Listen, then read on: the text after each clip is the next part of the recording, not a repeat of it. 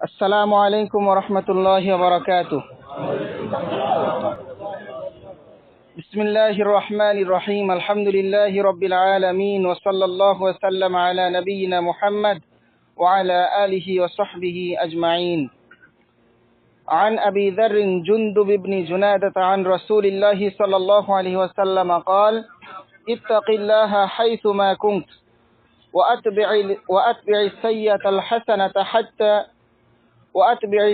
السيئة الحسنة تمحها وخالق الناس بخلق حسن.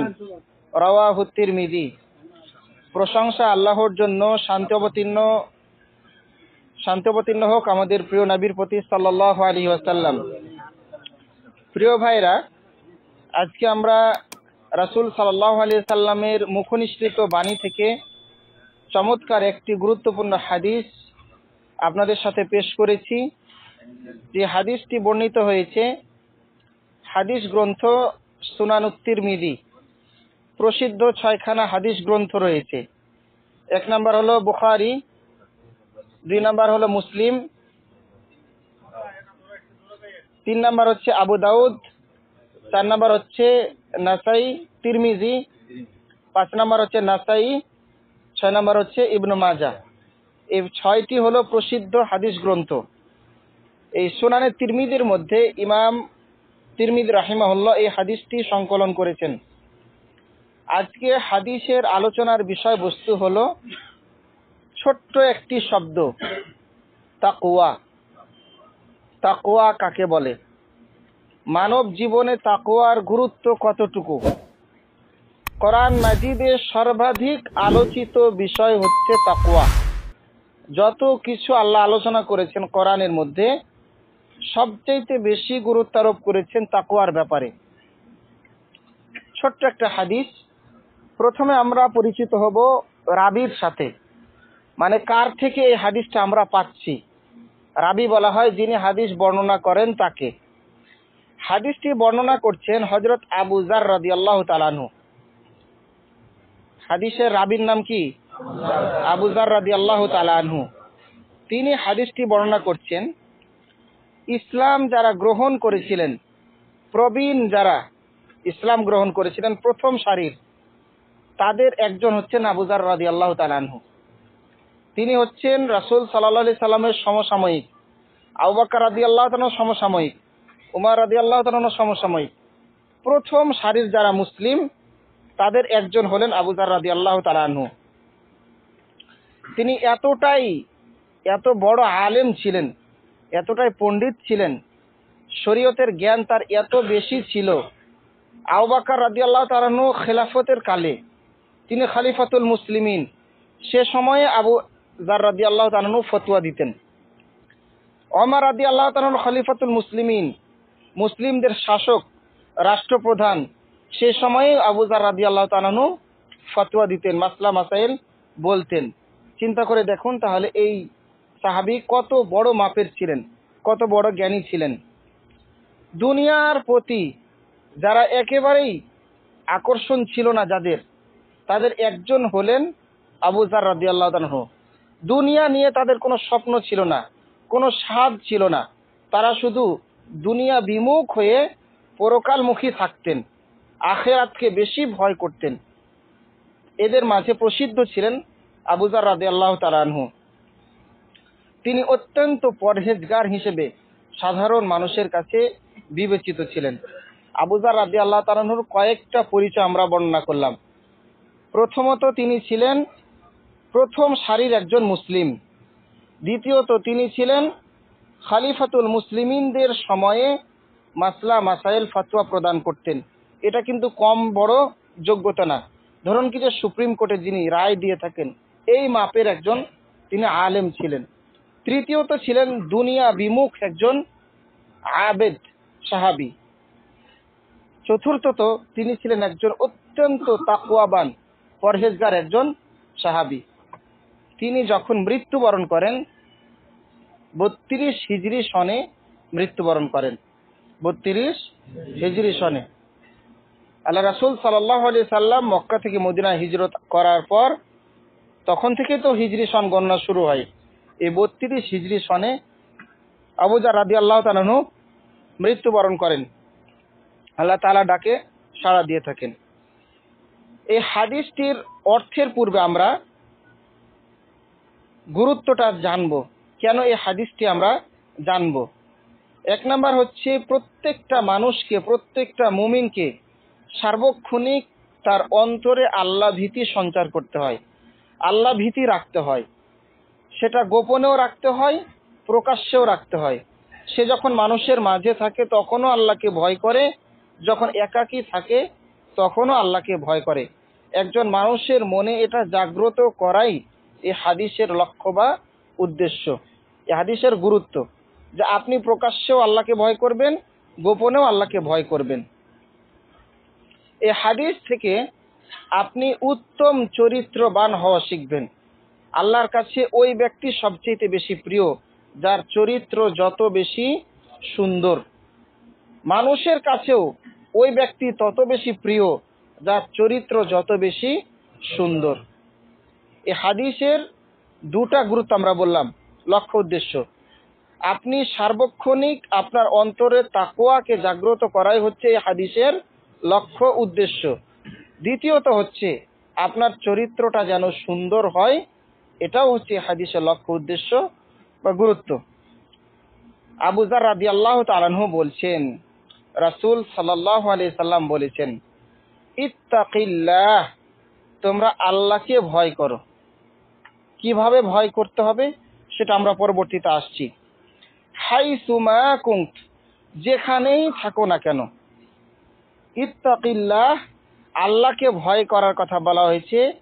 আপনি যেখানেই থাকেন না কেন, জলে, স্থলে, পানির উপরে, পানির নিচে, আকাশে, জমিনে।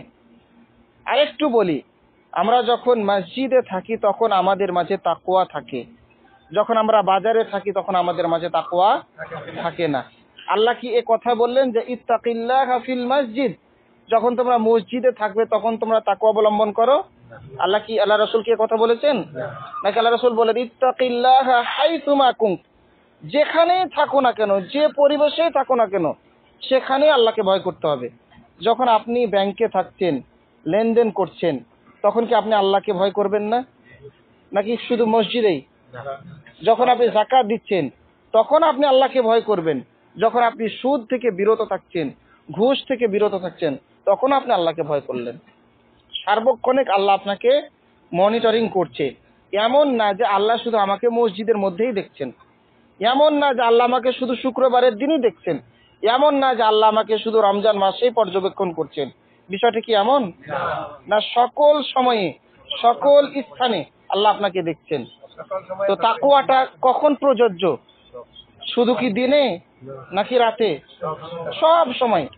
আপনার তাকওয়া রোজার সময়, রোজার দিনে প্রকাশ পায়, কিন্তু যখনই আজানটা হয়ে যায় তখন আপনার তাকওয়া আর থাকে না। আপনি এটা নির্ধারণ করে নিয়েছেন যে আমি সূর্য উদয় থেকে নিয়ে সূর্যাস্ত পর্যন্ত আমার তাকওয়া আমি ধরে রাখবো। কিন্তু যখনই আজান হয়ে যাবে, ইফতার হয়ে যাবে, তারপরে যে কাজগুলো আমি আল্লাহর জন্যই ছেড়ে দিয়েছিলাম, ঠিক ওই কাজগুলো আবার আমি করা শুরু করে দিলাম। এটা নাম কি তাকওয়া? এটা নাম তাকওয়া না। যে আধবেলা আপনি আল্লাহকে ভয় করবেন, আধবেলা আল্লাহকে ভয় করবেন না, এটার নাম তাকওয়া না। সারা বেলায় আপনাকে আল্লাহকে ভয় করতে হবে। ওয়া আতবি'is সাইয়্যাতাল হাসানাতা, যখন আপনি কোন একটা খারাপ কাজ করে ফেললেন, ধরেন কি যে আপনি শয়তানের প্ররোচনায়, শয়তানের ওয়াসওয়াসায় আপনি কাজটা করতে চান নাই, একটা মিথ্যা কথা বলতে চান নাই, কারো কোনো ক্ষতি করতে চান নাই, ঝগড়া গালিগালাজ করতে চান নাই, কিন্তু মাথার গরমে রাগ হয়ে শয়তান আপনাকে উৎসাহ দিয়েছে, একটা খারাপ কাজ করে ফেললেন। আপনার উচিত হলো সাথে সাথে একটা ভালো কাজ করা। একটা কাউকে গালি দিয়ে দিয়েছেন, তার কাছে ক্ষমা চেয়ে নেন, আস্তাগফিরুল্লাহ পাঠ করুন, অনুতপ্ত হন, তাওবা করেন। এটা তামহুহা, আল্লাহ রাসূল সাল্লাল্লাহু আলাইহি ওয়াসাল্লাম বলছেন, যাতে আপনি যে গুনাহটা কামাই করলেন ওটা যাতে আপনার এই নেক কাজটা গুনাহটাকে কি করে দেয়? মিটিয়ে দেয়, ওটার স্থানে যেন মিটিয়ে দেয়। ওয়া খালিকিন নাস বিখুলুকিন হাসান, ওয়া খালিকিন নাস, আর আপনি মানুষের সাথে সদাচরণ করবেন, বিখুলুকিন হাসান, সর্বোত্তম আচরণ। যখন আপনি মানুষের সাথে কথাবার্তা বলবেন, এখানে কিন্তু মানুষ বলতে বাছাই করা মানুষ না, কিন্তু সর্বসাধারণের আল্লাহ রসুলের কথাগুলোর মানে ভার কত দেখছেন। আমরা ভালো আচরণ করি কার সাথে? মুদিরের সাথে, তাই না? আমেলের সাথে কি আমরা ভালো আচরণ করি? আল্লাহ রাসূল কি বললেন যে খালি তোমরা মুদিরের সাথে ভালো আচরণ করবে, খালি হুজুরের সাথে ভালো আচরণ করবে, স্যারের সাথে ভালো আচরণ করবে? ওয়া খালিকিন নাস বিখুলুকিন হাসান, সর্বসাধারণ কাফির মুশরিকও ভালো ব্যবহার পাওয়ার হকদার, যোগ্য। আপনার আচরণ দেখে না সে ইসলাম গ্রহণ করবে। আপনি যদি তাকে তুচ্ছ তাচ্ছিল্য করেন, তিরস্কার করেন, সে যদি ভালো আচরণ পাওয়ার হক রাখে, তাহলে আপনার পরিচয়, আপনার বংশের যে, আপনার ইসলামের যে, সে আরো বেশি ভালো ব্যবহার পাওয়ার যোগ্য রাখে। এজন্য আল্লাহ রাসূল সাল্লাল্লাহু আলাইহি সাল্লাম একটা হাদিসে বলেছিলেন যে আল্লাহর কাছে, এটা কোরআনেরও আয়াত, যে আল্লাহর কাছে যার তাকওয়া যত বেশি, সে আল্লাহর কাছে তত বেশি মূল্যবান। আল্লাহ রাসূল হাদিসে যে কথাটি বলেছিলেন, তুমি যা খাবে তোমার আমেলকেও তা খাওয়াবে, তুমি যা পড়বে তোমার আমেলকেও তাই পড়াবে। যদিও এটার বাস্তবায়ন খুব কম আমরা লক্ষ্য করি। তাকওয়ার উপদেশ আল্লাহ কেন দিলেন এই ব্যাপারে কতিপয় আয়াত, যেহেতু আমরা এটা ব্যাখ্যা করব, এর ব্যাপারে আল্লাহ তাআলা ঘোষণা করছেন সূরা নিসার 31 নম্বর আয়াত। সূরা নিসা 31 নম্বর আয়াত, 131 নম্বর আয়াত আর কি। তাকওয়ার উপদেশ হলো সবচেয়ে মহান উপদেশ। আল্লাহ যত উপদেশ মানুষকে করেছেন, মনে রাখবেন 1 নম্বর পয়েন্ট, আল্লাহ যত আদেশ উপদেশ মানুষকে দিয়েছেন তার প্রধান সবচেয়ে গুরুত্বপূর্ণ উপদেশ হলো তাকওয়ার উপদেশ। ইহা পূর্ববর্তী এবং পরবর্তী সকল নবী রাসূলের উম্মতদেরকে আল্লাহ তাআলা এই উপদেশটা দিয়েছিলেন। আল্লাহ বলছেন, ওয়ালাকাদ ওয়াসাইনাল্লাযীনা উতুল কিতাব, তোমাদের পূর্বে যাদেরকে কিতাব দেওয়া হয়েছিল, অর্থাৎ আমাদের পূর্বে যত নবী রাসূল গত হয়েছেন সবাইকে তো কিতাব দেওয়া হয়েছিল, সাহিফা দেওয়া হয়েছিল। আচ্ছা, এদের সবাইকে আল্লাহ তাআলা যে ওসিয়তটা করেছিলেন, মানে মূসা আলাইহিস সালামের কওমকে যে ওসিয়ত করেছেন, আমাদের কওমকেও রাসূল সাল্লাল্লাহু আলাইহি ওয়াসাল্লাম মুহাম্মদ সাল্লাল্লাহু আলাইহি ওয়াসাল্লামের কওমকেও সেই একই উপদেশ করেছেন, ওসিয়ত করেছেন। ঈসা আলাইহিস সালামের কওমকে যে ওসিয়ত করেছেন, মুহাম্মদ সাল্লাল্লাহু আলাইহি ওয়াসাল্লামের কওমকেও সেই ওসিয়ত করেছেন। কি সেই ওসিয়ত? মিন ক্বাবলিকুম, তোমাদের পূর্বে, ওয়া ইয়াকুম, এবং তোমাদের মাঝে, তোমাদেরকে, আনিত্তাকুল্লাহ, যে তোমরা আল্লাহকে ভয় করো। তাকওয়ার ব্যাখ্যাটা আমরা পরে আসবো, আয়াতগুলো আমরা আগে প্রথমে জেনে নিই। তাহলে মানব জাতির শুরু থেকে নিয়ে শেষ পর্যন্ত সবাইকে আল্লাহ তাআলা যেই ওসিয়তটি করেছেন, মহান ওসিয়ত, সেটি হলো তাকওয়াল্লাহ, আল্লাহকে ভয় করা। আল্লাহ রাসূল সাল্লাল্লাহু আলাইহি সাল্লাম যখনই খুতবা দিতেন, খুতবা দেওয়ার শুরুতে সূরা নিসার এই 102 নম্বর আয়াত পাঠ করতেন। কি সেই আয়াত? আপনারাও বুঝতে পারবেন। এখানে ইমাম সাহেব, মানে এটা সুন্নতি খুতবা, খুতবাতুল হাজা বলা হয়ে থাকে। আল্লাহ তাআলা বলছেন যে সূরা আলে ইমরানের 102 নম্বর আয়াত, ইয়া আইয়ুহাল্লাযীনা আমানুত্তাকুল্লাহ, হে বিশ্বাসীগণ তোমরা আল্লাহকে ভয় করো। বিশ্বাসী কারা? যারা আল্লাহকে ভয় করে, তারাই তো বিশ্বাসী। তারপরেও আল্লাহ গুরুত্ব আরোপ করে বললেন যে হে বিশ্বাসীগণ, হে ঈমানদারগণ, তোমরা আল্লাহকে ভয় করো। হাক্কা তুকাতিহি, যথাযথভাবে, যেভাবে ভয় করলে ভয় করা উচিত সেভাবে আল্লাহকে ভয় করো। ওয়ালা তামুতুন্না, আর তোমরা মৃত্যুবরণ করিও না, মারা যেও না, ইল্লা ওয়া আনতুম মুসলিমুন, মুসলিম না হয়ে। যতক্ষণ পর্যন্ত তোমরা প্রকৃত মুসলিম, মুসলিম হলো যিনি তার সমস্ত কথাবার্তা, কাজ কাম, লেনদেন ইসলামের কাছে, দ্বীনের কাছে, শরীয়তের কাছে নিজেকে আত্মসমর্পণ করেছেন, তিনিই হলেন মুসলিম। কথার মুসলিম মুসলিম নয়, কাজের মুসলিম হলো মুসলিম। কথা, কাজ, স্বীকৃতি, এটার নামই হলো মুসলিম। 3 নম্বর আয়াত যেটি আমরা দেখব, সূরা নিসার 1 নম্বর আয়াত, যেখানে আল্লাহ বলছেন, ইয়া আইয়ুহান নাসুত্তাকু রাব্বাকুম, হে মানুষ সকল, হে মানব সকল, তোমরা রবকে ভয় করো, রবের তাকওয়া অবলম্বন করো, পরহেজগারিতা অবলম্বন করো। খালাকাকুম মিন নাফসিন ওয়াহিদা, কোন রবের তাকওয়া অবলম্বন করবে? কোন রবকে ভয় করবে? যেই রব তোমাদেরকে সৃষ্টি করেছেন এক প্রাণ থেকে, এক আত্মা থেকে, যিনি তোমাদেরকে সৃষ্টি করেছেন। বলেন তো ঘটনাটা কি? এক আত্মা থেকে সৃষ্টি করা, যিনি তোমাদেরকে আদম আলাইহিস সালাম থেকে সৃষ্টি করেছেন, সেই রবকে তোমরা ভয় করো। 3 নম্বর আয়াত আমরা পেয়েছি। আরো আয়াত এই ব্যাপারে রয়েছে, আমরা আর আয়াত এখানে উল্লেখ করছি না। শুধুমাত্র তাকওয়ার সংজ্ঞায় আমরা এখন চলে যাব। তাকওয়া কাকে বলে? তাকওয়া হলো শরীয়তের পরিভাষায় আন ইয়াজআলাল ইনসান বাইনাহু ওয়া বাইনা গাযাবিল্লাহি ওয়িকায়া, একজন মানুষ তার এবং আল্লাহর ক্রোধের মাঝে একটা প্রাচীর নির্মাণ করা। আপনার এবং আমার মাঝে একটা প্রাচীর নির্মাণ করেছি, যাতে করে আপনার ক্ষতি আমাকে স্পর্শ না করে। তাহলে আপনি আল্লাহর আযাব, আল্লাহর শাস্তি এবং আপনার মাঝে এমন একটা প্রাচীর তৈরি করবেন যেখানে আপনি নিরাপদ থাকবেন। এটাই হচ্ছে তাকওয়া। আরো ক্লিয়ার করি, আমরা দেখি সেটা কিভাবে। ওয়াযালিকা বিফি'লিল মা'মুরাত, আল্লাহ যা আদেশ করেছেন সেগুলো আপনি পালন করবেন। ওয়া তারকিল মানহিয়াত, যা নিষেধ করেছেন সেটা থেকে আপনি বিরত থাকবেন, বর্জন করবেন। তাহলেই তো আল্লাহর ক্রোধ, আল্লাহর রাগ আপনার উপরে, আল্লাহর গজব আপনার উপরে আসবে না। আপনার কথা শুনলে আপনি কি তার উপর কখন রাগ করবেন? রাগ করবেন না। তাহলে আল্লাহ যা আপনাকে আদেশ করেছেন সেটা যখন আপনি পালন করলেন, যা নিষেধ করেছেন সেটা যখন আপনি বর্জন করলেন, এর অর্থই হলো আপনি একটা প্রাচীর তৈরি করলেন।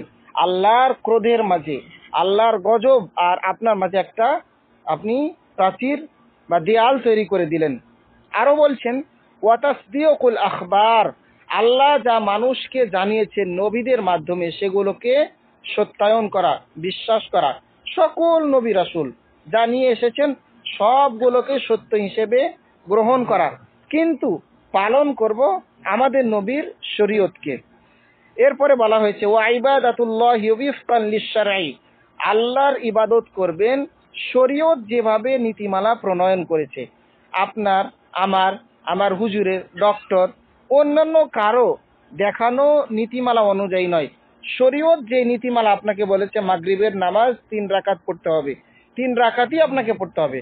যে এটা বেখাপ্পা, বেমানান দেখায়, হয় 2 রাকাত করো, না হয় 4 রাকাত করো, না, শরীয়ত আপনাকে বলে দিয়েছে এটা 3 রাকাত। আপনার সিদ্ধান্ত ওখানেই চূড়ান্ত, এখানে কারো হাত দেওয়ার কোনো সুযোগ নেই। তাহলে আপনি আল্লাহকে যথাযথ তাকওয়া অবলম্বন করলেন। আরেকটু কথা রয়েছে, লা আল বিদআ ওয়াল মুহদাসাত, আপনি না কোনো বিদআত সৃষ্টি করবেন, না নতুন কোনো আবির্ভাব, নতুন কোনো পদ্ধতি তৈরি করবেন। যদি নতুন কোনো পদ্ধতি অনুযায়ী আপনি ইবাদত করেন সেটির নাম তাকওয়া নয়। ওয়া তাকওয়াল্লাহি মাতলুবা, আল্লাহর তাকওয়া, মাতলুব মানে কি বলেন তো? চাওয়া। তলব করেন না আপনারা? তলব মানে তো চাওয়া, আবেদন করা, অ্যাপ্লিকেশন করা।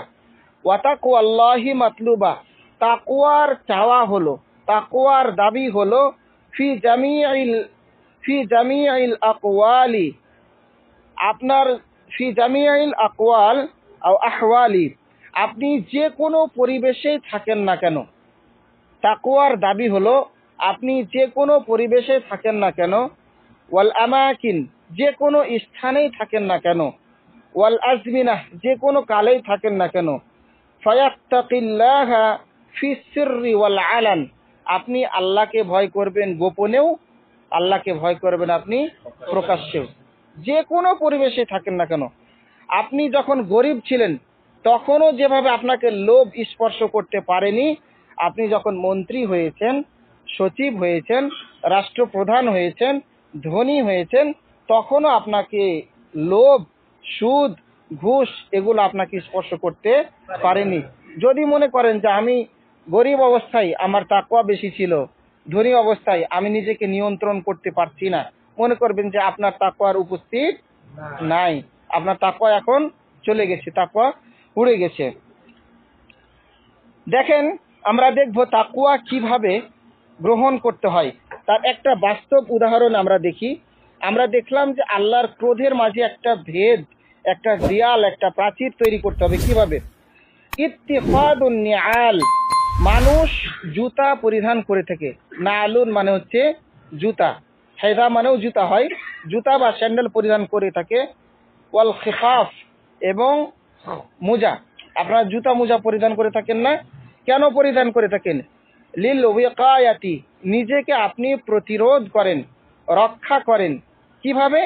মিম্মা ইয়াকুনু ফিল আরদি মিন দারার, রাস্তায় যে কষ্টদায়ক বস্তু থাকে সেগুলো থেকে আপনার পাকে হেফাজত করার জন্যই তো আপনি জুতা পরিধান করে থাকেন। এটাই হচ্ছে তাকওয়া। কথাটা বুঝতে পেরেছেন? আপনি কেন জুতা পরিধান করে থাকেন? যাতে পা ফেটে না যায়। আপনি মোজা কেন পরিধান করে থাকেন? যাতে শীত না লাগে, ধুলাবালি না লাগে। এটাই হচ্ছে তাকওয়া। আপনি কাকে ভয় করলেন? ধুলাবালিকে ভয় করলেন, পা ফাটাকে ভয় করলেন। এটাই হচ্ছে তাকওয়া, যে আপনি এভাবে আল্লাহকে ভয় করবেন। ওমর রাদিয়াল্লাহু আনহু বলছেন, একজন মানুষ যখন কোনো কাঁটাওয়ালা রাস্তা দিয়ে যায়, ভাঙ্গাচোরা রাস্তা দিয়ে যায়, আপনার গাড়িটা যখন আপনি এরকম এরকম করে যান না, যে আমি খাদের মধ্যে পড়বো না, এটাই হচ্ছে তাকওয়া।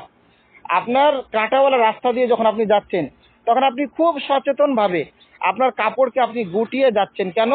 যাতে আমার কাপড় কাঁটা না লাগে। এটাই হচ্ছে তাকওয়া। আরেকটা উদাহরণ আমরা দেই।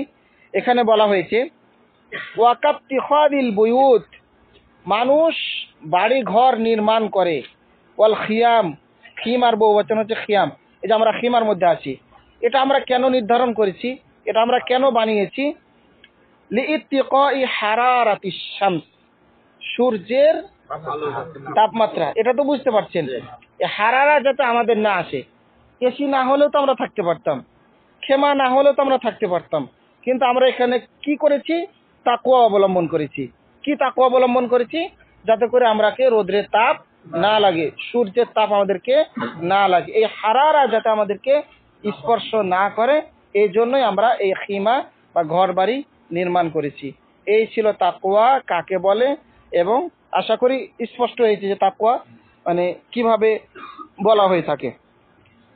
তাকওয়ার সংজ্ঞায় ইমাম ইবনে রাজব হাম্বলি রাহিমাহুল্লাহ তিনি বলছেন, মানে একই রকম কথাবার্তা বলা হয়েছে।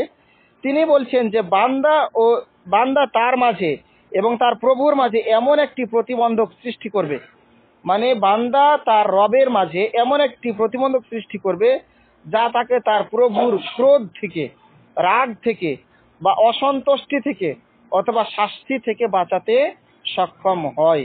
এরকম একটা নিজেকে নিরাপদ স্থানে রাখবে। সহজ কথাই হলো আল্লাহ যা আদেশ করেছেন তা পালন করা, যা নিষেধ করেছেন তা বর্জন করা। এটা করতে পারলে আপনি আল্লাহর আযাব গজব থেকে নিজেকে নিরাপদে রাখতে পারবেন, রক্ষা করতে পারবেন। সূরা আল বাকারার প্রথম দিকে আল্লাহ তাআলা মুত্তাকিদের কতিপয় গুণাবলী বলেছেন।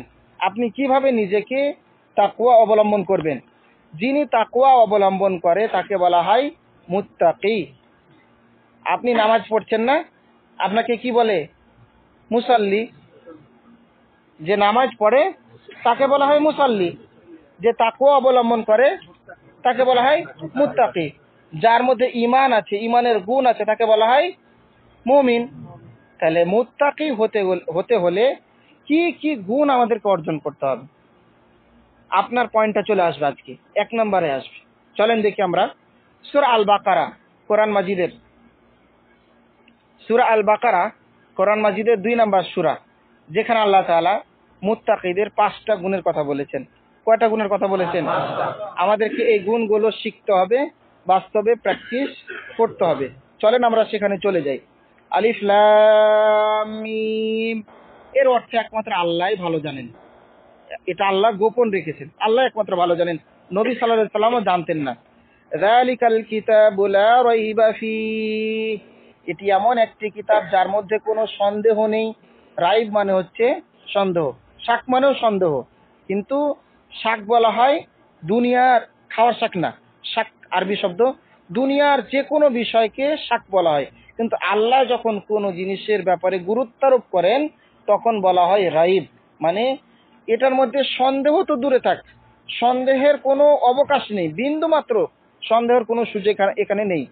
হুদাল লিল মুত্তাকিন, আর এই কিতাবটা হচ্ছে মুত্তাকিদের জন্য পথ প্রদর্শক, আপনাকে নির্দেশনা দিবে কিভাবে আপনি মুত্তাকি হতে পারবেন।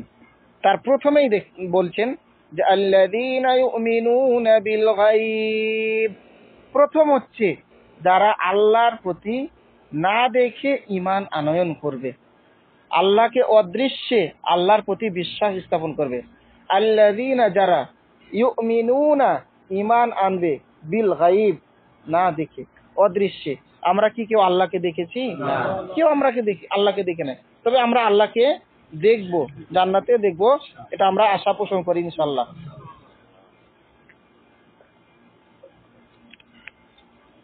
তাহলে আপনি নিজেকে মুত্তাকি হিসেবে প্রমাণ করতে হলে, পরিচয় দিতে হলে, আপনার প্রথম কর্মসূচি সেটি হচ্ছে আপনাকে আল্লাহকে না দেখে বিশ্বাস করতে হবে। 1 নাম্বার, আল্লাযীনা ইউমিনুনা বিল গায়ব, যারা আল্লাহকে না দেখে বিশ্বাস স্থাপন করে। ওয়া ইউকিমুনাস সালাহ, এবং যারা সালাত কায়েম করে, নিজেরা সালাত আদায় করে এবং সমাজেও তা, পরিবারেও তা, রাষ্ট্রেও তা বাস্তবায়ন করার চেষ্টা সংগ্রাম করে। এখন আমি নিজেই যদি সালাত আদায় না করি, তাহলে কি আমি নিজেকে মুত্তাকি পরিচয় দিতে পারবো? আমার মধ্যে কি তাকওয়া আছে? এটা একেবারেই বাজে কথা যে আমার নামাজ নাই তো কি হয়েছে, আমি নামাজ পড়ি না তো কি হয়েছে, আমার ঈমান ঠিক আছে। তো প্রথমে আল্লাহ কি বলে? আল্লাযীনা ইউমিনুনা বিল গায়ব, যারা গায়বের প্রতি বিশ্বাস স্থাপন করে। এখন 2 নাম্বার শর্তে আল্লাহ বলছেন আপনি নিজেকে মুমিন মুত্তাকি পরিচয় দিতে হলে আপনাকে নামাজের কর্মসূচিতে আসতে হবে, নামাজ পড়তে হবে, নামাজ বাস্তবায়ন করতে হবে।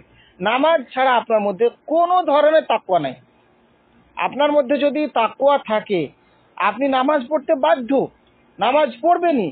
যখন আপনি বুঝবেন যে নামাজ না পড়লে নামাজ এক ওয়াক্ত থেকে আরেক ওয়াক্ত চলে যাচ্ছে, আমার মধ্যে কোনো প্রতিক্রিয়া নেই, আমার মধ্যে কোনো অনুশোচনা নেই, আমার মধ্যে কোনো অপরাধ বোধ নেই যে আমি কেন নামাজ পড়লাম না, ওয়াক্ত তো পার হয়ে গেল, তাহলে কি বুঝবেন আপনি? আপনার মধ্যে তাকওয়া আছে? বিন্দু মাত্র তাকওয়া নেই। এজন্য যখনই বুঝবেন যে আপনার নামাজ নাই, তাকওয়াও নাই। 2 নাম্বার মুত্তাকি কর্মসূচি হলো আপনাকে নামাজ আদায় করতে হবে। নামাজ না পড়ার ব্যাপারে অনেক হাদিস রয়েছে যে আল্লাহ রাসূল বলছেন যে ব্যক্তি ইচ্ছা করে নামাজ পড়লো না সে কাফের হয়ে গেল, সে কাফের হয়ে গেল। আবু হানিফা রাহিমাহুল্লাহ বলছেন যে তাকে মুসলিমদের কবরস্থানে দাফন করা যাবে না। শেখ সালেহ আল উসাইমিন, সৌদি আরবের সর্বোচ্চ উলামা পরিষদের মুফতি, তিনি ফতোয়া দিয়েছেন যে এর কোনো জানাজাই নাই যে ব্যক্তি নামাজ পড়ে না। এত শাস্তির কথা বলা হয়েছে। আমরা এখানে 100 লোক 200 লোক উপস্থিত আছি, হয়তো আমরা জুমার নামাজ পড়লাম, আসরেরও নামাজ পড়লাম, ভাগ্যক্রমে মাগরিব পড়লাম অথবা এশারও পড়লাম, দেখা গেছে 5 ওয়াক্তের মধ্যে 1 ওয়াক্ত আমাদের নাই। কেউ আছে 3 ওয়াক্ত পড়ে, কেউ আছে 2 ওয়াক্ত পড়ে, কেউ 5 ওয়াক্তই পড়ে। আমাদের উচিত হবে আপনার তাকওয়া আপনি কি 50% নেবেন নাকি 100% নেবেন? 100% নেবেন। 100% নিতে হলে আপনাকে 5 ওয়াক্ত সালাতই আদায় করতে হবে। অলসতা করেও যদি আপনি নামাজ ছেড়ে দেন, এই ইমাম শেখ বিন বাজ রাহিমাহুল্লাহ তিনিও বলছেন যে এই ব্যক্তি কাফের। যে ব্যক্তি অলসতা করে এই পড়বো, কালকে থেকে ধরবো, আজকে থেকে ধরবো, আগামী শুক্রবার থেকে ধরবো, এই ব্যক্তিও কাফের। মানে একজন মুসলমান এবং কাফের মধ্যে পার্থক্য হলোই সে নামাজ পড়ে আর এই নামাজ পড়ে না। আপনি নিজেকে এখন প্রমাণ করেন যে আপনার পরিচয় কি আর তার পরিচয় কি। 3 নাম্বার যেই মুত্তাকির গুণটি আল্লাহ তাআলা বর্ণনা করছেন, ওয়া মিম্মা রাযাকনাহুম ইউনফিকুন, আমি তাদেরকে যা রিজিক প্রদান করি তা থেকে তারা ব্যয় করে। এখানে রাযাকনাহুম বলতে আপনার চাকরি আপনার রিজিক, আপনার বিবি আপনার রিজিক, আপনার সন্তান আপনার রিজিক, আপনার শরীরের সুস্থতাও আপনার রিজিক, আপনার সময় এটাও আপনার রিজিক। রিজিক এই না যে আমি চাকরি পেলাম, একটা ভালো টাকা স্যালারি পেলাম, যেটা আমরা মনে করে থাকি, এটাই শুধু না। আপনার শরীরের সুস্থতা যদি না থাকে, আপনার চাকরি নিয়ে, আপনার টাকার রিজিক নিয়ে আপনার লাভ কি? যাদের সুগার ডায়াবেটিস আছে, লক্ষাধিক টাকা বেতন হলেও ওই রিজিক নিয়ে তার কি কতটুকু সে ফায়দা করতে পারে না। আল্লাহ আপনাকে যতটুকুই রিজিক দিয়েছেন, একজন কোটিপতি মাসে কোটি টাকা কামাই করে, তাকেও সেখান থেকে ব্যয় করতে হবে। একজন ভ্যান চালক দিনে 200 টাকা 300 টাকা কামাই করে, তাকেও আল্লাহর রিজিক থেকে ব্যয় করবে। আল্লাহ কি এখানে বললেন যে শুধু ধনীদেরকে দিতে হবে? না, আমি তোমাদেরকে যে রিজিক দিয়েছি, আপনি জমিনে উৎপাদিত ফসল 10 মণ পেলেন, সেখান থেকে আপনি কিছু দান করুন আল্লাহর রাস্তায়। শরীয়ত যেভাবে আপনাকে প্রদান করতে বলছে। 100 মণ ধান পেলেন, সেখান থেকে শরীয়ত। আল্লাহ যদি বৃষ্টি না দিত, আল্লাহ যদি মাটিকে বলতো মাটি শুকিয়ে যাও, আপনি কি পারতেন ধান উৎপাদন করতে? আপনি তো জমিনে একটা মরা বীজ বপন করেছেন। এই মরা বীজ থেকে, মরা ধান থেকে, মৃত ধান থেকে আল্লাহ কে প্রাণ দিল? আল্লাহই তো প্রাণ দিল। সেখানে আপনি একটা ধানের বীজ বপন করেছিলেন, একটাই তো ধান পাওয়ার কথা ছিল নাকি? সেখানে কি আপনি একটাই ধান পেয়েছেন নাকি হাজার হাজার ধান পেয়েছেন? একটা ধানে তো একটাই শীষ হওয়ার কথা ছিল, একটাই গাছ হওয়ার কথা ছিল, কিন্তু না, একটা ধানের গাছে হাজারোটা শীষ হলো, হাজারোটা শীষের মাঝে আবার হাজারোটা ধান হলো। সেখান থেকে তো আপনি রিজিক পেলেন। আমরা যে যে পরিবেশেই, যে যে পরিস্থিতিতে থাকি না কেন, প্রত্যেককেই আমাদেরকে আল্লাহ রিজিক থেকে দান করতে হবে। এটা হচ্ছে 3 নাম্বার মুমিনের গুণ। 4 নাম্বার আল্লাহ বলছেন, والذين يؤمنون بما أنزل إليك وما أنزل من قبلك, আর তারা বিশ্বাস স্থাপন করবে তাদের প্রতি যে কিতাব দেওয়া হয়েছে, এই কিতাবকেও তারা সত্যায়ন করবে, বিশ্বাস করবে, মানবে। আর তাদের পূর্বে যে সমস্ত নবীদেরকে কিতাব দেওয়া হয়েছিল, তাওরাত, জাবুর, ইনজিল আর অন্যান্য যে কিতাব সাহিফা দেওয়া হয়েছিল, সেগুলোর প্রতিও তারা বিশ্বাস স্থাপন করবে, সেগুলোকে তারা অস্বীকার করবে না। 5 নাম্বার হচ্ছে ওয়াবিল আখিরাতি হুম ইউকিনুন, আর পরকালের প্রতি তারা বিশ্বাস স্থাপন করবে। পরকাল কিন্তু আরেকটা চিত্র। দুনিয়ায় একটা চিত্র আমরা দেখছি, পরকাল যখন শুরু হয়, আপনার মৃত্যুর মাধ্যমে আপনি পরকালের যাত্রায় পাড়ি দিলেন, পরকালের পথে আপনি পাড়ি দিলেন। কবর একটা পরকালের জগৎ, কবর থেকে আপনাকে আবার উঠতে হবে, সেটা একটা জগৎ। সেখানে আল্লাহর মুখোমুখি আপনাকে দাঁড়াতে হবে, আপনার হিসাব নিকাশ, আমল নামা আল্লাহর কাছে জবাবদিহি করতে হবে। এরপরে আপনার পুলসিরাত পার হতে হবে, ময়দানে মাহশার কিয়ামত সংগঠিত হবে, এরপরে জান্নাত জাহান্নাম। এই সবগুলো মানুষ আমরা হয়তো না জেনেই বিশ্বাস করেছি, কিন্তু যারা নাস্তিক এরা কিন্তু এমনিতে অবিশ্বাস করে না, তাদের পিছনেও কিন্তু যুক্তি আছে, তাদের কথার পিছনেও যুক্তি আছে। তা আপনার যদি এগুলোতে বিশ্বাস থাকে, তাহলে আপনি সে অনুযায়ী আমল করবেন, আপনি আল্লাহকে ভয় করবেন। আপনার মধ্যে যদি পরকালের প্রতি বিশ্বাস না থাকে, জবাবদিহিতার যদি আপনার বিশ্বাস না থাকে, যে আল্লাহর কাছে আপনাকে প্রত্যেকটা মুহূর্তের জন্য, প্রত্যেকটা কাজের জন্য, ছোট হোক বড় হোক, ফামান ইয়ামাল মিসকালা যাররাতিন শাররান ইয়ারা ওয়া মান ইয়ামাল মিসকালা যাররাতিন খায়রান ইয়ারা, ভালো হোক ছোট হোক, ভালো হোক মন্দ হোক, ছোট বড় সব, আপনি আশ্চর্য হয়ে যাবেন। আপনি বলবেন লা ইউগাদিরু সাগীরাতাও ওয়ালা কাবীরা, এ কেমন একটি কিতাব আপনার আমলনামা, যার মধ্যে ছোটটাও ছেড়ে দেওয়া হয়নি, বড়টাও ছেড়ে দেওয়া হয়নি। আপনি নিজেই আশ্চর্য হয়ে যাবেন যে হয়তো আমি কোনোদিন এই কাজটা করে এটাকে কোনো গুরুত্বই দেই নাই, পাত্তাই দেই নাই, অথচ এই কাজটা আজকে আমার বিপক্ষে অবস্থান নিয়েছে। এজন্য যদি পরকালে বিশ্বাস থাকে কোনো মানুষের, তাহলে সে ব্যক্তির মধ্যে তাকওয়া অবশ্যই থাকবে, সে অবশ্যই তাকওয়া অবলম্বন করবে। আপনি কেন তাকওয়া অবলম্বন করবেন? দেখেন আল্লাহ তাআলা বলছেন ওয়াত্তাকুল্লাহ, আল্লাহকে ভয় করো, আল্লাযী ইলাইহি তুহশারুন, কেননা আপনাকে, আমাকে, আমাদের সকলকে তার নিকটেই সমবেত হতে হবে, তার নিকটে আমাদেরকে দাঁড়াতে হবে। এখন যদি আপনি বলেন যে আমি কেন তাকওয়া অবলম্বন করব, তাকওয়া অর্জন করব, তাহলে আপনার উত্তর হলো আপনাকে আল্লাহর সামনে দাঁড়াতে হবে। আপনি চাকরি করছেন, ডিউটিতে ফাঁকি দিচ্ছেন না কেন? ক্যামেরা লাগানো আছে, মাস শেষে আপনাকে কাজের হিসাব দিতে হবে। ক্যামেরা যদি নাও থাকে, সকালে আপনাকে আপনার মুদির কাজ বুঝিয়ে দিয়ে গেল, সন্ধ্যার সময় এসে তো সে আপনার কাছে জবাবদিহিতা করবে যে তুই সারাদিনে কি কাজ করলি, করবে না? করবে না? এর জন্য তো আপনার ওখানে তাকওয়া আছে। আর আপনার এখানে কেন তাকওয়া নাই? এখানে এখন তো আপনাকে কেউ জবাবদিহি করছে না, কিন্তু জবাবদিহিটা করবে কখন? মরার পরে, পরকালে। এই জবাবদিহি থেকে আপনি বাঁচতে পারবেন না। এখানে হয়তো আপনাকে কেউ সুপারিশ করার আছে, হয়তো মুদির আপনার প্রতি রহম করে আপনাকে ছেড়ে দিবে, কিন্তু আল্লাহ তো ওই সময় তো আপনাকে, এখন তো দুনিয়াতে সুযোগ দিয়েছেন, কিন্তু ওই সময় আর আল্লাহ সুযোগ দিবেন না। আল্লাহ তাআলা সূরা হাশরের 18 নম্বর আয়াতে বলছেন ইয়া আইয়ুহাল্লাযীনা আমানুত্তাকুল্লাহ, হে বিশ্বাসীগণ তোমরা আল্লাহকে ভয় করো, আল্লাহ ভীতি অর্জন করো, ওয়াল তানজুর, আর খেয়াল করো, লক্ষ্য করো, হুঁশ করো, চিন্তা করো, বিচার বিবেচনা করো। নাফসুম মা কদ্দামাত লিগাদ, আগামী কালকের জন্য কি পাঠালে। আগামী কালকের জন্য, আগামীকাল আপনার আগামীকাল নাও হতে পারে। যদিও এখানে আয়াতে আল্লাহ বলছেন আগামী কালকের জন্য, আগামীকাল বলতে এখানে পরকালকে বোঝানো হয়েছে, হাসরের কথা বোঝানো হয়েছে, মৃত্যুর পরের কথা, আখিরাতের কথা বোঝানো হয়েছে, যে আপনি আগামী কালকের জন্য কি প্রস্তুত করলেন। আমরা এখানে বিদেশে এসেছি, আমরা সবাই জানি যে দেশে আমাদেরকে একদিন যেতেই হবে। সবার একটাই কথা, 10 বছরে কি গুছাইলা। কেউ জমি করেছে, কেউ বাড়ি করেছে, বিল্ডিং করেছে, দোকান করেছে, ব্যবসা প্রতিষ্ঠান করেছে। দুনিয়ার বিষয়ে যদি আমাদের এরকম হয়, এটাকে আমরা সবাই ভোগ করে যেতে পারবো? পারবো না। 60-70 অনেকেই এমন রয়েছে সব কিছু গুছাইছে, নতুন বাড়িতে উঠবে, কিন্তু তার নতুন বাড়ি তার উঠা হয়নি। এরকম অনেক আছে। এটাতেই যদি আপনার প্রস্তুতি এত হয়, আপনি যদি এখানে যদি 18 ঘন্টা ডিউটি করতে পারেন, 16 ঘন্টা, 15 ঘন্টা, 6 ঘন্টা, 8 ঘন্টা ডিউটি করেন, তাহলে পরকালের এই যাত্রার জন্য আপনাকে কিরকম ডিউটি করা দরকার, কিরকম প্রস্তুতি গ্রহণ করা দরকার। আল্লাহ বললেন ওয়াল তানজুর নাফসুম মা কদ্দামাত লিগাদ, আগামী কালকের জন্য তুমি কি পাঠালে। আপনি যখন মারা যাবেন আপনার সাথে কিছু যাবে না, কিছুই যাবে না, সব আপনার ছেলে মেয়েরা ভোগ করবে। আপনি এখনো যা কামাই করছেন সব আপনার পরিবার খেয়ে নিচ্ছে। তা আপনি কালকের জন্য আপনি কি রাখলেন?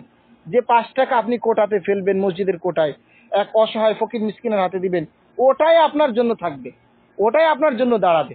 ফ্যামিলিতে খাওয়াচ্ছেন, এটাতেও নাকি রয়েছে। কিন্তু এরা যদি সৎ কাজ না করে, সৎ পথে না চলে, অসৎ পথে আপনার টাকাগুলো রেখে গেলেন ব্যাংকে, দেখা গেছে এ টাকা দিয়ে সে নষ্টামি করছে, ভণ্ডামি করছে, তাহলে আপনি তো তাকে সঠিক গাইডলাইন দিয়ে গেলেন না। এই টাকা আপনার কোনো কল্যাণে আসবে না। আল্লাহ রাসূল সাল্লাল্লাহু আলাইহি সাল্লামকে আল্লাহ তাআলা সূরা বাকারার 24 নম্বর আয়াতে বলছেন আল্লাহকে কেন ভয় করবেন। ফাত্তাকুন নার, আপনি আল্লাহকে ভয় করেন, আর আগুনকে, আল্লাহর শাস্তিকেও ভয় করেন। ফাত্তাকুন নার, আল্লাহর আগুনকে ভয় করো, আল্লাহর ক্রোধকে ভয় করো, আল্লাহর গজবকে ভয় করো।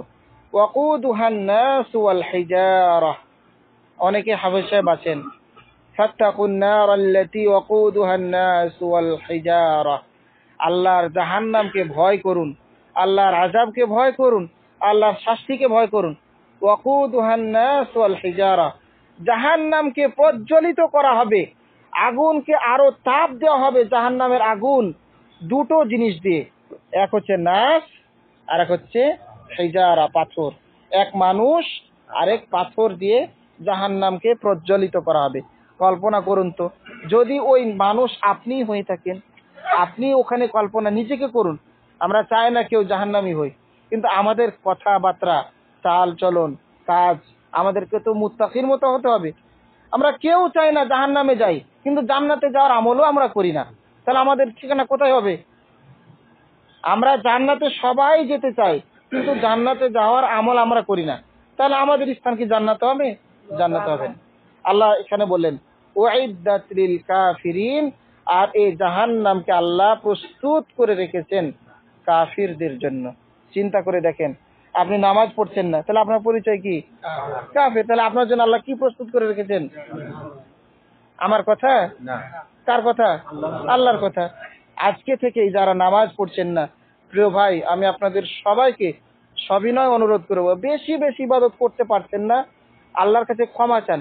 অন্তত পক্ষে কমসে কম 5 ওয়াক্ত নামাজটা আপনারা পড়ুন, কমসে কম এই 5 ওয়াক্ত নামাজটা আপনারা পড়ুন। আল্লাহ আপনাদেরকে অবশ্যই হেফাজত করবেন, জান্নাত দিবেন। তাকওয়ার ফজিলত আলোচনা করে আজকে আমরা এখানে আলোচনা শেষ করব ইনশাআল্লাহ। আপনি কেন তাকওয়া অবলম্বন করবেন? মুত্তাকি বা পরহেজগারই হবেন সে জান্নাত বা বেহেশতের অধিকারী। যে ব্যক্তি তাকওয়া অবলম্বন করে সেই হবে জান্নাতের অধিবাসী বা অধিকারী। আর আগের আয়াতে দেখলাম যার মধ্যে তাকওয়া নাই তার স্থান কোথায়? জাহান্নাম। আল্লাহ বলছেন সূরা মারিয়াম, কোন সূরা? সূরা মারিয়াম 63 নম্বর আয়াত। আল্লাহ বলছেন তিলকাল জান্নাতুল্লাতী নূরিসু মিন ইবাদিনা মান কানা তাকিয়া, এটা ওই জান্নাত যার অধিকারী করব আমার বান্দাদের মধ্যে যারা পরহেজগার। তিলকাল জান্নাহ, এটা এত অনিন্দ সুন্দর জান্নাত। আল্লাতী নূরিসু মিন ইবাদিনা, আমার বান্দাদের মধ্যে থেকে যাদেরকে অধিকারী করব, মান কানা তাকিয়া, যে ব্যক্তি মুত্তাকি, যে ব্যক্তি তাকওয়াবান। তাহলে আপনার মাঝে তাকওয়া থাকলে আপনি নিশ্চিত যে আপনি জান্নাতে যেতে পারবেন। 2 নাম্বার হচ্ছে যে যে ব্যক্তি তাকওয়া অবলম্বন করে আল্লাহ তাআলা তাকে ভালোবাসেন। আল্লাহর ভালোবাসা পাওয়ার উপায় হলো তাকওয়া অবলম্বন করা। মানে সর্বাবস্থায় আপনি আল্লাহকে মনে রেখেছেন যে আল্লাহ আমাকে দেখছেন, মনিটরিং করছেন, তাহলে আপনি আল্লাহর ভালোবাসা পাবেন। 3 নাম্বার, পরহেজগার ব্যক্তিদের জন্য, যারা তাকওয়া অবলম্বন করে, আল্লাহর আসমানের সব দরজাগুলো খুলে দিয়ে আল্লাহ তার রহমত বর্ষণ করতে থাকেন। দেখেন কি আল্লাহ তাআলা বলছেন, সূরা আরাফ 96 নম্বর আয়াত। আল্লাহ বলছেন, ওয়ালাউ আন্না আহলাল কুরা আমানু, যদি এই জমিনের অধিবাসীগণ আমানু, ইমানদার হয়ে যায়, তাকওয়াবান হয়ে যায়, ওয়াত্তাকাউ, এবং তাকওয়া অবলম্বন করেন, লাফাতাহনা আলাইহিম আবওয়াবাস সামা, আমরা তাদের জন্য আসমানের, আবওয়াবাস সামা, আসমানের সকল দরজাসমূহ, কল্যাণের সকল দরজাসমূহ, রহমতের সকল দরজাসমূহ খুলে দিব, আপনি যদি তাকওয়া অবলম্বন করেন। আমাদের দুনিয়াতে এত বিপর্যয় হয়, আল্লাহ বিগত জাতি সমূহকে শাস্তি দিয়েছেন, আল্লাহ নিজে ইচ্ছা করে নাকি তাদের কামাইয়ের কারণে, তাদের নিজের হাতের কামাই, আল্লাহ তাদেরকে সৎ পথে সোজা পথে চলতে বলেছেন, চলে নাই, এই জন্য আল্লাহ শাস্তি দিয়ে তাদেরকে একেবারেই নিশ্চিহ্ন করে দিয়েছেন। আদ জাতি, সামুদ জাতি, ফেরাউন, হামান, কারুন, আরো অন্যান্য যত জাতি ছিল, আল্লাহ এদেরকে এভাবে নিশ্চিহ্ন করে দিয়েছেন।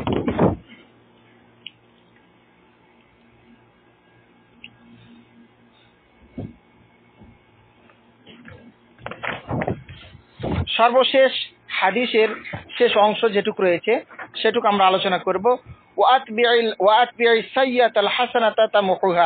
আল্লাহ রাসূল সাল্লাল্লাহু আলাইহি সাল্লাম বলছেন, যখন কোনো খারাপ কাজ হয়ে যাবে, গুনার কাজ হয়ে যাবে, সাথে সাথে একটা নেকির কাজ করে দিতে হবে। আপনি একটা কাউকে কষ্ট দিয়েছেন, মিথ্যা কথা বলেছেন, আল্লাহর গুনার কাজ করেছেন, আপনি সাথে সাথে নফল নামাজ পড়ে, ওযু করে 2 রাকাত নফল নামাজ পড়ুন, যে আল্লাহ আমি গুনার কাজটা করেছি, আমি 2 রাকাত নফল নামাজ পড়লাম।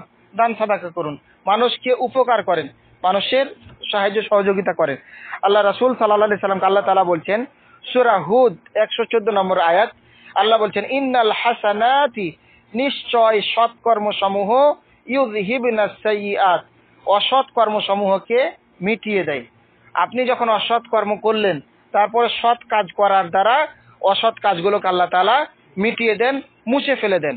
অন্য জায়গায় আল্লাহ তাআলা বলছেন যে, ইল্লা মান তাবা ওয়া আমানা ওয়া আমিলা আমালান সালিহা ফাউলাইকা ইউবাদদিলুল্লাহু সাইয়্যাতিহিম হাসানাত, যারা ঈমান আনে, আমলে সালেহ করে, তাওবা করে, তাদের গুনাহগুলোকে আল্লাহ তাআলা নেকিতে রূপান্তর করে দেন। আপনি গুনাহ করলেন, ভুল করলেন, অনুতপ্ত হলেন, এরপর একটা নেকির কাজ করেন, দেখেন আপনার গুনার খাতাগুলোকে আল্লাহ নেকিতে রূপান্তর করে দিয়েছেন। আল্লাহ রাসূল সাল্লাল্লাহু আলাইহি সাল্লামের এই হাদিস থেকে আমরা এটি শিক্ষা গ্রহণ করলাম। আপনি যখন কোন একটা খারাপ কাজ করে ফেলেছেন, ওযু করেন, মসজিদের দিকে যান, সাজদা করেন, সুবহানাল্লাহ, আলহামদুলিল্লাহ, আল্লাহু আকবার, লা ইলাহা ইল্লাল্লাহ, লা হাওলা ওয়ালা কুওয়াতা ইল্লা বিল্লাহ, আস্তাগফিরুল্লাহ ইত্যাদি এই দোয়াগুলো, জিকির আজকারগুলো পাঠ করেন, দেখবেন আল্লাহ তাআলা আপনার ওই গুনাহগুলোকে পূরণ মিটিয়ে দিয়ে নেকিতে রূপান্তর করবেন। এটা আল্লাহর হকের ব্যাপারে। যদি আমরা মানুষের ব্যাপারে কোনো অধিকার নষ্ট করে থাকি, আল্লাহ তাআলা বললেন যে নেকি কাজ করার দ্বারা গুনাহগুলোকে মিটিয়ে দেন। কোন গুনাহগুলো? এগুলো হচ্ছে সাগীরা গুনাহ, যেগুলো ছোট গুনাহ। বড় গুনার জন্য তাওবা হলো শর্ত হলো তাওবা। আর ছোট গুনাহগুলোর জন্য নেকির কাজ করলে আল্লাহ ছোট গুনাহগুলোকে মাফ করবে। তাওবার শর্ত রয়েছে আবার 3টি। এটি বলে আমরা আলোচনা শেষ করে দেব ইনশাআল্লাহ। আপনার তাওবা কবুল হবে, এর জন্য আপনাকে 3টা শর্ত পূরণ করতে হবে। 1 নাম্বার হচ্ছে আল ইকলা আনিজ যুনুব, আপনি যে কাজটা করেছেন ওই কাজটা থেকে সম্পূর্ণ রূপে আপনাকে ফিরে আসতে হবে। যে ভুল কাজটা করেছেন, গুনার কাজটা করেছেন, এই গুনার কাজটা থেকে সম্পূর্ণ, নামাজ এতদিন ছেড়ে দিয়েছেন, এটার জন্য সম্পূর্ণ রূপে আপনি ছেড়ে দিয়েছেন, এখন থেকে আর কখনোই ছাড়বেন না। এতদিন মদ মাদক দ্রব্য সেবন করতেন, মাদক দ্রব্য যত ধরনের হয়, এগুলো আপনি এতদিন খেয়েছেন, এখন সবগুলো এখন থেকে একবারেই ছেড়ে দিলেন, আর সামনে কখনোই গ্রহণ করবেন না। এটা হচ্ছে তাওবার প্রথম শর্ত। অর্থাৎ যে গুনার কাজটা আপনি করতেন সম্পূর্ণরূপে সেটাকে বর্জন করতে হবে। 2 নাম্বার হচ্ছে আন্নাদামু আলা মা ফাত। আপনি যে কাজটা অতীতে করেছেন, গুনার কাজ, চুরি, বাটপারি, ছিনতাই, মাদক সেবন ইত্যাদি, সেগুলোর জন্য আপনাকে অনুতপ্ত হতে হবে। আল্লাহর কাছে আপনি অনুতপ্ত হবেন যে না, আমি এই কাজগুলো আসলেই ভুল করেছি, এতদিন আসলে আমি ভুলের মধ্যে ছিলাম। 3 নাম্বার হচ্ছে আল আযাম আলা আদামিল আউদাতি ইলাইহি। পুনরায় ওই কাজটির দিকে আর ফিরে আসা যাবে না। আবার যদি ফিরে আসেন তাহলে আপনি তাওবার শর্ত ভঙ্গ করলেন। সবাই বলেন তাওবার শর্ত কয়টি? 3টি। 1 নম্বর, যেই গুনার কাজটি করছেন সেটি পুরোপুরি বর্জন করা। 2 নাম্বার হচ্ছে ওই কাজটির জন্য অনুতপ্ত হওয়া। 3 নাম্বার, ওই কাজটি পুনরায় না করা। 1 নাম্বার ওই কাজটি পুরোপুরি বর্জন করা, 2 নাম্বার অনুতপ্ত হওয়া, 3 নাম্বার পুনরায় না করা। এটি আল্লাহর ক্ষেত্রে। 4 নম্বর আরেকটি শর্ত হলো, মানুষের সাথে যদি আপনার কোনো লেনদেন থেকে থাকে, দেনা পাওনা থাকে, কথাবার্তা থাকে, ঝগড়া বিবাদ থাকে, তাহলে সেটা মিটমাট করা। মানুষের অধিকার যদি আপনি হরণ করে থাকেন, তাহলে লাস্টের এই শর্তটা আগের শর্তগুলোকে আটকে দিবে। আপনার কি বলে যে আপনি আমার কাছে কিছু পেয়ে থাকেন, টাকা পয়সা হোক ইত্যাদি যে কোনো জিনিস, আমি আপনাকে সেটা যতক্ষণ পূর্ণ না করছি অথবা ক্ষমা চেয়ে না নিচ্ছি, আপনি আপনার দাবি থেকে যতক্ষণ পর্যন্ত আমাকে মুক্ত না করছেন ততক্ষণ পর্যন্ত আমি দায়ী থাকবো, ধরা থাকবো। আগের শর্তগুলো আমাকে কোনো কল্যাণ করতে পারবে না। আগের 3টা শর্ত আল্লাহর সাথে সম্পর্ক, আল্লাহ মাফ করে দিবেন। হক কয় ধরনের আমরা দেখেছি? 2 ধরনের, একটা হাক্কুল্লাহ আল্লাহর হক, আর একটা হচ্ছে হাক্কুল ইবাদ। আল্লাহর হক আল্লাহ মাফ করে দিবেন, কিন্তু বান্দার হক আপনি যার কাছে দেনা পাওনা আছে তার কাছে ক্ষমা চেয়ে মিটমাট করে আপনার তাওবার শর্ত পূরণ করবেন। আল্লাহর কাছে দোয়া করছি আল্লাহ তাআলা যেন আমাদের প্রত্যেকেই আজকে যে তাকওয়া সম্পর্কে আলোচনা হলো মুত্তাকি হওয়ার তৌফিক দান করেন, এবং মুত্তাকির যে গুণগুলো রয়েছে সেগুলো যেন আমল করার তৌফিক দান করেন। সর্বশেষ আল্লাহ তাআলা মুত্তাকিদের জন্য যে অনিন্দ সুন্দর জান্নাত প্রস্তুত করে রেখেছেন, সেই জান্নাতের অধিবাসী যেন আমরা হতে পারি, এই আশাবাদ ব্যক্ত করে আজকের আলোচনা আমরা এখানে শেষ করছি। ওয়া সাল্লাল্লাহু ওয়াসাল্লাম আলা নবিয়িনা মুহাম্মদ ওয়া আলা আলিহি ওয়া সাহবিহি আজমাইন। আসসালামু আলাইকুম ওয়া রাহমাতুল্লাহি ওয়া বারাকাতুহু। সুবহানাকাল্লাহুম্মা ওয়া বিহামদিকা আশহাদু আল্লা ইলাহা ইল্লা আনতা আস্তাগফিরুকা ওয়া আতুবু ইলাইক।